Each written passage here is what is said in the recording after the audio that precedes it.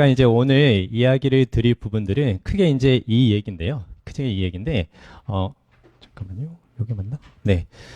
먼저 그 작년 수능에 대해서 가볍게 리뷰를 하고요. 그 다음에 이제, 그러면 이제 내년도 수능은 어떻게 준비하는 게 적절한 것인가? 그 얘기. 그 다음에, 윈터 스쿨 때 그러면 또 어떻게 공부하는 게 좋을까? 그리고 이제 마지막으로, 제가 수업하고 있는 그 수업에 대한 간단한 커리큘럼 소개 가볍게 말씀드리고 넘어가도록 하겠습니다. 자, 일단 그 작년 수능 같은 경우는 이제 올해죠. 그쵸. 올해 수능 같은 경우는, 뭐 난이도라든가, 그 다음에 6월, 9월, 그 다음에 이제 작년 수능과 비교했을 때 어떤가? 이제 이런 고민들을 이제 많이 했고 또 많이 들어보셨을 텐데요. 그냥, 이 표 하나로 그냥 요약이 될 것 같아요.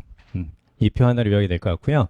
그 1등급 비율이 지금 4.71%거든요. 그러니까 과거에 가장 어려웠다고 이제 그 평가가 되었던 그 시험보다 1등급 비율이 더 낮고요. 그다음에 이제 작년하고 비교했을 때는 상당히 많이 떨어졌죠. 그리고 이제 2등급이라든가 그다음에 3등급 비율도 작년과 비교했을 때 이제 많이 떨어진 걸로 이제 보이는데, 그러면 뭐 그 일단은 뭐 어려웠다라는 게 맞는 거죠. 그래서 이제 어떤 이유 때문에 어려웠을까? 그리고 이제 우리가 어떻게 대비하는 게 맞을까? 이제 그게 중요한 거거든요, 사실은. 그러니까 어려웠는데 그러면 올해는 어떻게 할 건데 이제 그 얘기를 이제 드릴 건데요. 보면 분명히 이제 그 올해 초에 이제 교육부 발표에서 이제 어떤 얘기가 있었냐면 다 아시겠지만 그 킬러 문항을 제외하고 그 다음에 뭐 고교 학습 과정을 충실히 이행한 학생이라면 수월하게 점수를 받을 수 있게끔 출제하겠다라고 이야기를 하면서, 킬러 문항이 배제가 되었음에도 불구하고 그러면 왜 어려웠을까? 뭐 이제 그 얘기인데요. 먼저 첫 번째는 이제 지문의 문제가 아니라 밑에 선지의 문제였다라는 거죠. 그쵸? 그러니까 지문을 충분히 읽고 무슨 말인지 대충 알 것 같은데, 포인트는 요거거든요. 대충 알 것 같은데, 대충 알기 때문에 밑에 선지에서 약간 헷갈리는 게 두 개 정도 나타난다면 당연히 그 두 개를 가지고 고민하다가 결국에는 이제 자기 마음에 드는 거 혹은 나에게 강하게 꽂혔던 거, 이제 그런 것을 이제 찾아가기 때문에 이건 정답이야, 정답이 되어야 해, 이렇게 바램을 하면서 시험을 봤기 때문에 그래서 좀 어려웠던 게 좀 있어요. 그래서 일단 매력적인 선지가 좀 자수 등장을 하였다. 이건 앞쪽에 20번부터 그 다음에 25번 사이 요 부분뿐만이 아니라 뒤쪽까지 다 전체적으로 선지가 좀 까다롭게 등장을 했다라는 점, 요게 좀 있었고요. 그 다음에 이제 두 번째는 문맥적 의미에 대한 학습이 좀 부족했다. 이때 이제 문맥적 의미라는 것은 이 단어가 가지고 있는 1번 뜻이 있을 거 아니에요. 그렇죠? 근데 1번 뜻만으로 알고 있으면 안 되고, 요게 가지고 있는 2번, 3번 뜻이 주변에 있는 다른 단어라든가 다른 문장에 따라서 어떻게 해석이 달라질 것인가. 즉 흔히 말하는 지문을 조금 꼼꼼하게 제대로 살피는 연습이 좀 부족했다라는 거죠. 그건 사실 어디에서 많이 그 시작을 하는 거냐면 단어를 외울 때 있잖아요. 단어를 외울 때 분명히 우리가 그 어머님들이라든가 아버님들은 잘 아시겠지만 처음에 영어 공부할 때 옛날에 정말 그 팔품사라고 막 얘기하면서 얘는 뭐 명사는 어떤 역할하고 그다음에 동사다 이런 얘기들을 하잖아요. 근데 그러면 사실은 단어를 외울 때도 그 품사에 관한 개념을 같이 가져가면 좋거든요. 그러니까 얘는 명사일 때 이런 뜻이고 동사일 때 이런 뜻이고 형용사일 때는 이런 뜻이다. 이걸 이제 같이 가져가 줘야 되는 건데, 근데 이제 예를 들어 보면 mean이라는 단어 있거든요. mean이라는 단어 있는데 동사를 쓰이면 의미하다는 뜻도 되지만 그 다음에 이제 뒤에 얘가 또 의도하다는 뜻으로도 쓰이고요. 그 다음에 형용사를 쓰이면 그럼 그때는 또 어떤 뜻일까요? 형용사 쓰이면. 그러니까 대부분 이렇게 넘어가는 거예요. mean이 의미하다니까 뭐 형용사 쓰이면 의미하는, 이렇게 넘어간다라는 거죠. 근데 사실은 쉬운 예를 들어서 말씀드리는 건데요. 형용사를 쓸 때 이제 뭐 비열한, 야비한 이런 뜻이 같이 있는 거죠. 그러면 이게 바로 이제 품사에 대한 학습과 그 다음에 자리에 대한 학습 그리고 문맥에 대한 학습이 제대로 이루어지지 않았기 때문에 어렵지 않은 단어를 가지고 사용했음에도 불구하고 헷갈렸던 것들이 이제 등장했다라는 거죠. 그렇죠? 그러면 기본에 충실한 학습을 좀 할 필요가 있다. 이제 이렇게 이제 볼 수가 있고요. 그 다음에 이제 세 번째는 뭐냐면 선지에 대한 잘못된 편견을 가지고 있었다. 이게 정말 중요한 거거든요. 그러니까 이게 왜 이런 얘기를 드리는 거냐면, 가령 이제 어찌 보면 수능이라는 시험은 그 기술이 많이 통하는 시험일 수도 있고, 그 다음에 정석대로 학습을 해야지 제대로 성적이 나온다. 둘 다 맞는 말이거든요. 둘 다 맞는 말인데, 그래서 어느 한쪽에 치우치면 문제가 되는 건데, 초반에 이제 공부를 제대로 하지 않고 약간 이제 그 조급한 마음에 단기간에 특히 이제 뭐 6월 지나고 뭐 9월 지나고 나서 한 두세 달 남았을 때 그때 이제 앞에서 쭉 공부를 해봤어요. 다른 거 공부를 쭉 해보니까 잘 안 돼요. 예를 들어서 이제 방금 전까지 이제 열심히 이제 열심히 이제 설명을 들었던 그 국어 같은 경우도요. 처음에는 애들이 막 그 달라들어서 하거든요. 저는 이제 영어 선생님이니까 이제 그런 말씀 드릴 수 있는 건데, 근데 잘 안 되니까 초반에는 이제 국어라든가 수학이라든가 탐구에 이렇게 집중을 하고, 영어는 어차피 절대평가니까 뭐 나는 2등급만 맞으면 되는 거고, 2등급을 맞으려면은 뭐 20점을 날려도 되는 거니까, 흔히 말하는 3점짜리 문제들은 다 틀려도 상관없거든요. 빈칸 순서 살펴 다 틀려도 상관없으니까 부담이 없게 처음에 느껴져요. 그래서 하다 보니까 초반에는 공부를 안 하다가 이제 6평이 지나고 9평이 지나고, 그때 이제 다른 과목이 잘 안 되니까 그러면 이제 영어라도 잡아보겠다, 이런 마음으로 시작을 한 친구들 같은 경우는 스킬에 조금 치중한 그 학습을 할 수밖에 없어요. 그리고 그런 강의들을 찾아다니는 거거든요. 그래서 어떤 게 있냐면, 대표적으로 이제 30번 같은 경우는 30번 이제 밑줄어의 문제거든요. 그러면 1번부터 5번 사이에서 이제 문맥적으로 잘못된 것을 이제 고르는 문제인데, 어떤 친구들이 있냐면요. 제가 이제 그 재수생하고 이제 고3 학생들을 같이 이제 가르쳐 보니까 이제 느끼는 건데, 고3 때 그렇게 배웠다라는 거예요. 야, 이거 어떻게 풀어? 그러니까, 선생님, 요거는요, 1번부터 5번까지 있지만, 일단 1번하고 2번은 맞는 걸로 보는 거예요. 맞는 걸로 보는 거고요. 3, 4, 5 중에 하나 있어요. 그래? 그렇게 풀면 되는 거야? 야, 되게 신기하다. 근데 그거 어떻게 알았어? 제가 그렇게 배웠거든요. 그러니까 이제 문제인 거죠. 근데 이제 올해 3월달 교육청 모의고사에서부터 약간의 암시는 좀 있었던 것 같아요. 3월달에 그 30번 문제의 답이 2번이었거든요. 그러니까 1번하고 2번은 맞다고 생각하고 3, 4, 5에서 골랐던 친구들은 진짜로 어찌 보면 그 시간을 썼는데 잘못된 고민을 하고 있었던 거죠. 답은 2번에 있었는데 답은 신경 쓰지도 않고 나머지만 봤던. 근데 올해 수능에서는 또 어떤 문제가 발생을 했냐면, 그 순서배열 문제 있거든요. 36번하고 37번인데 보통 이제 뭐 CAB냐, 뭐 CBA냐, 뭐 요렇게 이제 고르는 문제인데, 보통 지금까지 정답이 둘 다 똑같은 걸로 나온 적이 없어요. 근데 이번에 똑같아요, 정답이. 둘 다 4번이에요. 그러니까 보통 하나가 C로 시작을 하면 옆에 있는 문제를 살펴보거든요, 애들이. 그럼 예를 들어서 37번이 C로 시작했다. 근데 36번이 살짝 헷갈린단 말이에요. 그럼 이제 36번 문제만 가지고 이렇게 딱 고민하는 게 아니라, 옆에가 C로 시작하면 그럼 얘는 B로 시작해야 되는 거 아니야? 이렇게 시작한다거나, 옆에가 CAB니까 그럼 얘는 C로 시작한다 하더라도 CBA가 맞을 거야. 이렇게 생각한다는 거죠. 그러니까 본인의 독해력을 믿고 답을 찾는 것이 아니라, 이상하게 지금까지 출제되었던 뭐 통계적인 것이라든가, 그 다음에 잘못된 스킬에 의존해서 하다 보니까 잘 풀었음에도 불구하고 마지막에 고민하게 되는 거예요. 설마 지금까지 이렇게 정답이 똑같이 두 개가 나왔던 적이 없을 텐데 내가 푸는 게 맞을 리가 없어. 출제자가 그렇게 출제하지는 않았을 거야.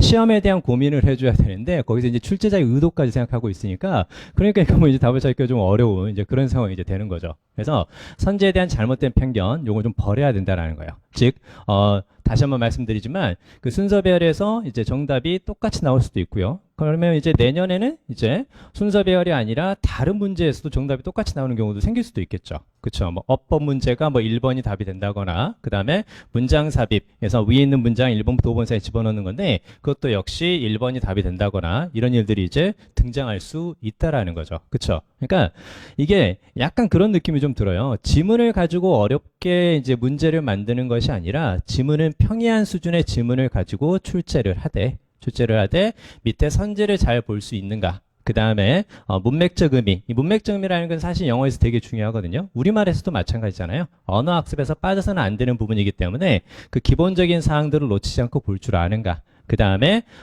그냥 자신을 믿고 독해를 할 줄 아는 학생인가, 잘못된 선지에 대한 편견을 갖고 있지는 않은가, 이런 것들을 좀 보려 했던 것 같아요. 그래서 사실은 킬러 문항이 제외가 됐지만 체감 난이도는 더 어렵게 느껴졌을 수도 있다라는 거죠. 왜? 결국은 정답을 찾기가 까다로웠던 거죠. 그렇죠? 자, 그러면 이제 내년에 그럼 먼저 어떻게 준비를 할 거냐? 일단 뭐 평가원이 어떻게 수능을 출제하는지 이것들을 간단히 살펴보고요. 거기에 맞춰서 이제 학습 전략을 좀 세워볼 건데, 일단 뭐 출제 경향은요.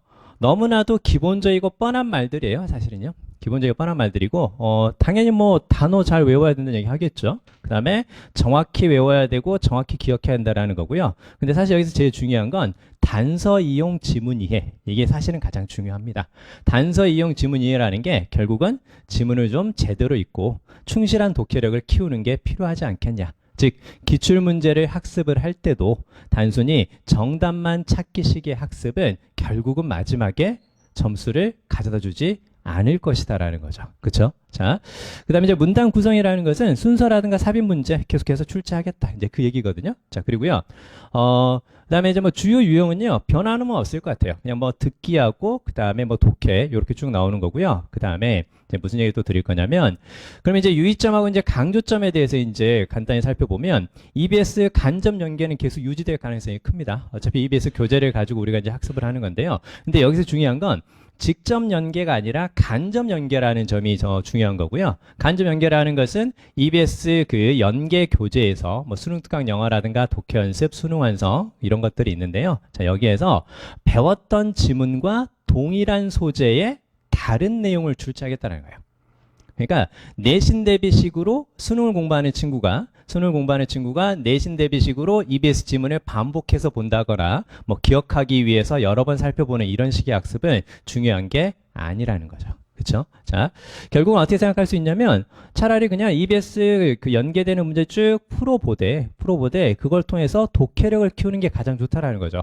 한 번 정도는 풀어보는 게 당연히 좋은 겁니다. 그리고 더 좋은 건 어차피 그 문제를 가지고 동일한 소재의 다른 지문을 출제할 수가 있기 때문에 EBS 문제를 그대로 푸는 것이 아니라 변형 문제를 가지고 푸는 것이 오히려 수능 학습에는 더 큰 도움이 된다라는 거죠. 그래서 저희 그 재수반에서도 저는 이제 단과를 수업을 할 때도 그래서 EBS 문제는 원래 EBS가 가지고 있는 그 문제에서 괜찮은 문제들은 선별해서 풀지만 주로 변형 문제를 가지고 애들을 학습을 시켜요. 왜? 네가 아는 소재라 하더라도 문제가 바뀌면 어떻게 네가 이 문제에 대해서 접근해서 풀 수 있는지 너의 독해력을 확인해 볼 필요가 있다. 이게 이제 사실은 가장 중요한 학습 포인트일 수도 있어요. 자, 그 다음에 읽기하고 이제 쓰기 문항 제작 조건이 몇 가지가 있는데요. 이건 그냥 한번 보세요. 그래서 이런 것들을 가지고 이제 그들이 이제 출제한다고 하거든요. 출제한다고 하는데 일단 뭐 지문이 어떻게 해야 된다. 이건 뭐냐면 그 인위적으로 만든 지문을 사용하지 않겠다.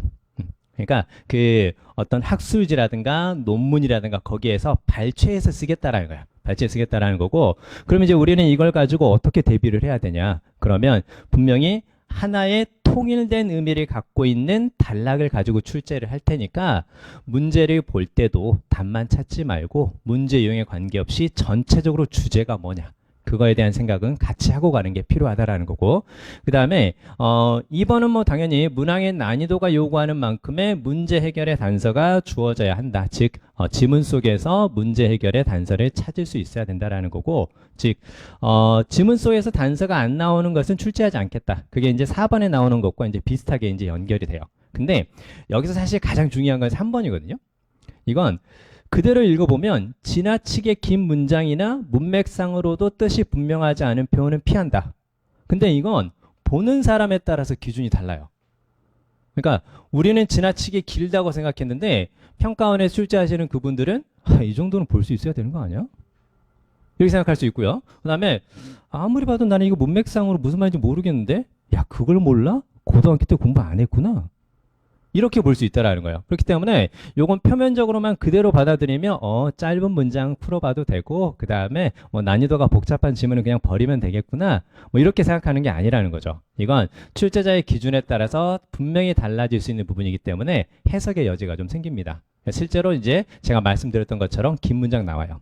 긴 문장 나오고요. 그 다음에 수험생들이라든가 우리 흔히 말하는 고3 친구들이 하기에 약간 어려운 것들은 분명히 등장합니다. 그러나 학습을 통해서 분명히 커버할 수 있는 부분이기 때문에 될 수 있다고 생각하고 접근하는 게 일단 필요합니다. 자, 그 다음에요. 그럼 이제 1등급을 받으려면 어떻게 해야 될 거냐? 뭐 당연히 뭐 이렇게 해야겠죠? 그렇죠? 당연히 이렇게 해야 될 것이고 그 다음에 요거 보면요. 요게 이제 올해 수능에 나왔던 거거든요. 이쪽 보면 여기까지 있잖아요. 여기까지가 한 문장이에요. 그대로 제가 이렇게 발췌를 한 거거든요. 그러면 애들이 시험지를 봤을 때 이걸 그대로 본단 말이에요. 한 문장이 지금 몇 줄이에요? 한 문장이? 그렇죠. 그러니까 이 정도가 등장한다라는 거죠. 아니, 아까 방금 전에 지나치게 긴 문장을 출제하지 않겠다며. 그렇죠?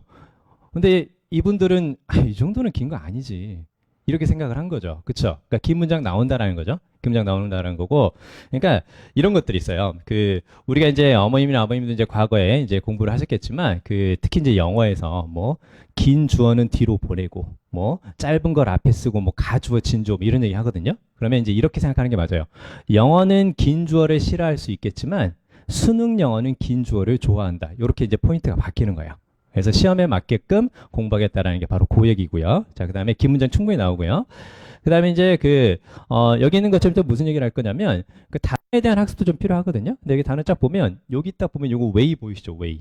그쵸? 웨이가 딱 보이는데, 이 웨이가 원래 어떤 뜻이냐면, 말 그대로, 무게를 재다라는 뜻이거든요. 근데, 무게를 재는 것을 우리말로 살짝 바꾸면, 저울질하다라는 뜻이거든요. 근데, 저울질한다라는 것은 어떤 의미로도 해석이 돼요? 뭐지? 잘생겼지만 가난한 남자를 만날 거냐? 아니면 못생겼지만 돈 많은 남자를 만날 거냐? 둘 중 하나를 놓고 고민하는 거죠. 그쵸? 그것도 뭐라 그래요? 그것도 저울질이라고 하잖아요. 그쵸? 그러니까 웨이가 어떤 뜻도 있다? 무게를 재다라는 뜻만 있는 것이 아니라 우리말과 비슷하게 고려하다, 따져보다라는 뜻도 있다라는 거죠. 여기서는 고려하다, 따져보다 그 뜻으로 쓰였다라는 거예요. 이런 식의 문맥적 의미에 대한 학습이 지문뿐만 아니라 선지에도 등장할 수 있기 때문에 이건 좀 같이 해볼 필요가 있다. 그래서 방금 전에 말씀드렸던 것처럼 어휘와 구문 학습을 좀 꾸준히 해야 돼요. 그러니까 처음에 조금 했다고 되는 것 같아서 이제 포기하고 그 다음에 또 안 한다거나 이렇게 한다면 그러면 이제 나중에는 오히려 그 점수를 못 받을 수 있는 상황들이 이제 커지는 거고요. 그 다음에 기출문제 학습을 바르게 한다. 이건 바로 뭐냐면 그냥 정답 찾기식의 학습만 하지 말고 내가 읽어보면서 분명히 나는 알거든요. 그러니까 문제를 풀어본 친구들은 알아요. 뭔가 약간 찝찝하고 꿉꿉한 느낌을 가지고 풀었는데 답은 찾았어요. 그러면 그 찝찝하고 꿉꿉한 느낌을 주는 그 부분들 있잖아요. 그 부분들에 대해서 질문을 하거나 아니면 수업을 들으면서 보완할 수 있어야 된다는 거예요. 왜? 언젠가 그 부분 때문에 내가 시험 때 흔들릴 수 있기 때문에 그렇습니다. 자, 그 다음에 취약 부분을 구체적 객관적으로 파악한다. 이건 이제 무슨 얘기냐면 어디가 약한지 객관적으로 좀 뭐라 그럴까요? 이렇게 좀 깊게 좀 들어가자는 얘기예요. 그러니까 듣기 많이 틀리는 친구들 있거든요. 그럼 이제 듣기를 딱 틀리잖아요. 그럼 듣기 11번을 틀렸어요. 올해 11번이 정답률 50%밖에 안 돼요.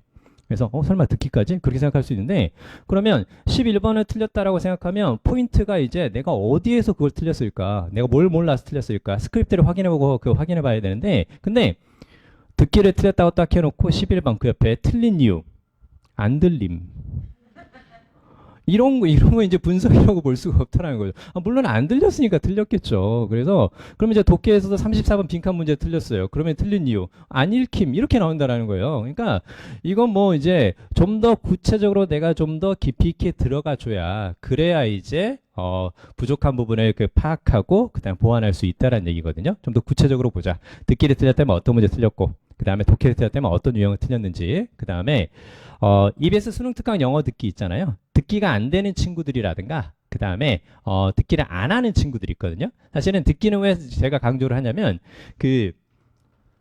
다 맞아야지 중요하죠. 사실은. 그쵸? 그러니까 듣기는 안 하니까 틀리는 거예요. 야, 너 듣기 공부 평소에 언제 하니? 한 달에 한 번 한대요. 언제? 모의고사 볼 때 시험 보면서 그거 하나. 그게 다예요. 그렇기 때문에 듣기가 틀리는 거죠. 그리고 왜 얘기를 드리는 거냐면 듣기에서 다 맞고 시작해야 독해에서 안 흔들려요. 듣기에서 한 3개 정도 이렇게 틀리고 시작하고 헷갈리고 시작하잖아요. 그러면 독해하면서 내내 어떤 생각이 들까요? 잘해도 2등급. 잘해도 2등급. 병신 같은 년. 아까 왜 못 들었지? 병신 같은 새끼. 귀팝이라도 파고 올 걸. 이제를 한다라는 거예요. 그러니까 이렇게 하기 때문에 이게 잘 안 된다는 거거든요. 그러니까 독해에 영향을 주기 때문에 특히 듣기 같은 경우는 그해 시험이 치러지는 그해 출제된 EBS 수능 특강 영어 듣기를 가지고 한 번은 할 필요가 있다. 한 번은 할 필요가 있다는 거예요. 자, 그거 이제 말씀을 드렸고요. 그다음에 정말 중요한 건 이제 선택지를 꼼꼼하게 살펴보면서 문제를 해결하는 정확한 독해력을 키우는 게 필요하다. 여기까지가 이제 제가 이제 크게 이제 드렸던 말씀이고요. 윈터스쿨을 할 때는 이렇게 꼭 해주세요. 이렇게 해주시고 1번하고 2번은 뭐 충분히 할 수 있을 것 같은데 3번 있죠, 3번. 3번 사항도 꼭 놓치지 말고 할 수 있도록 윈터스쿨을 하고 있다면 꼭 좀 이렇게 말씀을 좀 해주시기 바랍니다. 선생님 찾아가서 물어보라고 해주세요. 찾아오는 거 귀찮아하고 그리고 힘들어하고 그러진 않아요. 그러지 않으니까 가서 물어보고 뭐든 좋으니까 물어보라고 해주세요. 단 학습에 관련된 걸 물어봐야 돼요. 결혼은 하셨나요? 뭐 못하게 생겼는데 뭐 이런 거 물어보지 말고 그래서 학습에 관련된 거 이제 그렇게 좀 물어볼 수 있게끔. 자, 그다음에 4번이 특히 중요하거든요.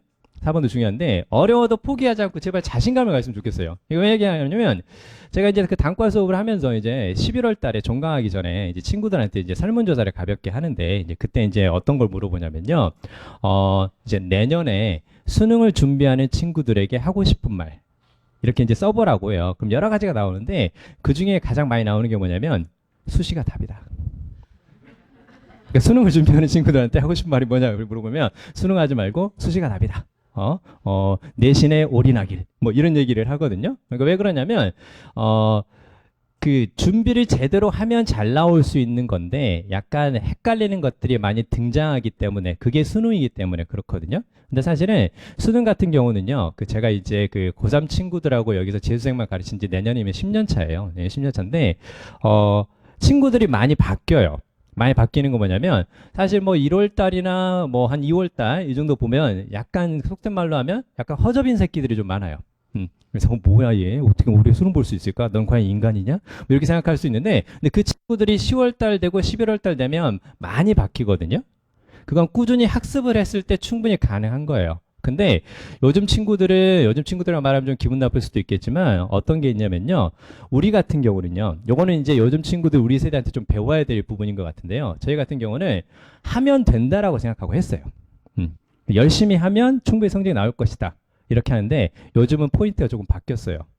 선생님 이거 열심히 노력하면 돼요? 되면 할게요. 이렇게 바뀐 거예요. 그러니까 하면 된다가 아니라 되면 할게요로 바뀐 거거든요. 근데 분명히 제가 지금 이 자리에서 충분히 말씀드릴 수 있는 것을 하면 분명히 됩니다. 하면 분명히 되니까 단 꾸준히 해주시기 바랍니다. 진짜. 1월 달부터 시작을 했으면 그 수능 볼 때까지 그때만 이렇게 꾸준히 해 나가면 충분히 성적도 나오고요. 충분히 안정적인 등급이 나오거든요. 근데 대부분 친구들이 처음에 의심을 해요. 의심을 하고 진짜 그런가? 라고 해서 이렇게 자기가 미식가도 아닌데 계속 간봐요. 계속 이제 간을 보면서 이거 진짜 되는 거야? 진짜 맞는 거야? 다음 달 등록해야 되는데 등록해도 될까? 뭐 이렇게 하면서 자꾸 이렇게 그런 생각들을 많이 하기 때문에 오히려 학습에 집중하지 못하는 것 같아요. 믿음을 가지고 꾸준히 하면 분명히 된다라는 점을 꼭 말씀을 드리고요. 자, 그리고 영어 커리큘럼은 제 그 브로셔에 있습니다. 브로셔에 있으니까 요거는 그냥 브로셔 참고하시면 될 것 같고요. 뭐 과제도 이렇게 나가고요. 뭐 수업 포인트도 이렇고 그 다음에 사실 여기에서 제가 제일 그 힘을 줘서 말씀을 드려야 되는데 근데 이제 시간 관계상 앞에서 이제 중요한 얘기를 많이 드렸고요. 이렇게 이제 말씀을 드려볼게요. 이제 수업 컨텐츠도 이렇게 이제 쭉 들어가고요. 참고로 저는 그 이투스 에듀에서 이투스 교육에서 제가 이제 영어 교재를 다 집필을 하고 있거든요. 물론 저 혼자 하는 건 아니고 다른 선생님들하고 같이 이렇게 집필을 하는데 이건 왜 말씀을 드리냐면 개인이 제작한 교재에는 한계가 있어요. 개인의 관점이 많이 들어가요. 그러나 여러 선생님들과 그 수능 강의 경험이 10년 이상이 된 그 선생님들과 같이 이렇게 제작을 하면 아무래도 내가 보지 못했던 면들이 반영이 되기 때문에 더 퀄리티 좋은 문제들이 많이 나오거든요. 그래서 저는 그런 교재를 가지고 수업을 합니다. 그런 교재를 가지고 수업을 하고요.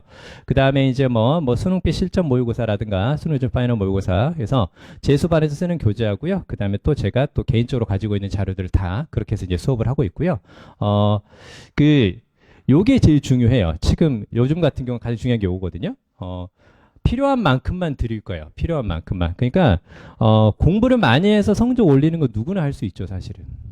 그렇잖아요. 많이 해서 성적 올리는 건 다 가능한 거예요. 하루에 10시간씩 공부하면 돼요. 선생님 서울대 어떻게 가면 돼요? 갈 때까지 공부해. 그거 똑같은 거예요. 그렇죠? 그러니까 그렇게 할 수 있는데 그 국어나 수학이라든가 탐구까지 같이 하면서 영어에서 등급을 받으려면 영어는 그만큼 질 좋은 자료를 이렇게 딱 적당한 양으로 공부하는 게 필요하거든요. 그걸 이제 지금까지 했던 노하우들이 많이 있기 때문에 그렇게 해서 이제 드리고 있습니다. 그래서 드리고 있으니까 의심하지 않고 그렇게만 하면 될 것 같아요. 그래서 뭐 주간자고 실전 모의고사 이런 것들 다 들어가고요. 그 다음에 이제 강의는 당연히 뭐 복습 영상이 당연히 들어갑니다. 그래서 그 브로셔 있는 대로 이렇게 그 토요일 날 강의 이제 들어가니까 참고로 요거는 그 윈터스쿨 하는 친구들은 무료로 들을 수 있거든요.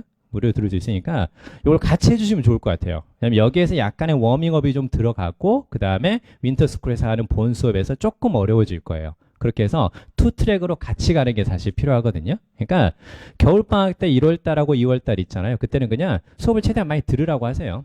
왜냐면 들어야 정리할 게 생겨요. 뭐 복습하는 시간이 중요하다 그러잖아요. 그렇죠? 근데 하루에 수업을 한 두세 시간 하고 얘를 이제 복습하라고 이제 라이브러리에 이제 앉잖아요. 그럼 얘가 뭐 하고 있는 줄 아세요? 그림 그리고 있어요. 그러니까 뭘 하고 있는지 그걸 확인하기 위해서는 뭘 듣는지를 확인하는 게 제일 중요한 거예요. 그래서 수업을 많이 듣게 만들면 그만큼, 그리고 처음에는 많이 들어야 돼요. 왜? 기존에 자기가 가졌던 잘못된 학습 습관이 많이 잡혀 있거든요. 많이 잡혀 있으니까 이건 어차피 무료 수업이 이제 가능한 거니까 요거는 꼭 같이 꼭 들을 수 있도록 그렇게 해주시고, 여기에서도 뭐 이제 뭐 과제라든가 단어 테스트라든가 이런 것들은 다 같이 들어갑니다. 같이 들어가니까 그렇게 좀 따라오시는 게 필요할 것 같고요. 제가 좀 길게 말씀을 드렸는데요. 제가 이제 드리고 싶은 말씀 뭐냐면, 사실은 이거잖아요. 뭘 어떻게 얼마나 공부해야 되고 얼마나 준비해야 될지 그런 고민들을 할 수가 있거든요. 근데 그런 고민은요, 제가 하는 게 맞습니다. 그렇죠? 그런 고민은 제가 할 거니까 그냥 믿고 보내주시면 꼭 원하는 만큼의 성적을 얻을 수 있게끔 그렇게 잘 지도하도록 하겠습니다. 지금까지 조정현이었습니다. 감사합니다.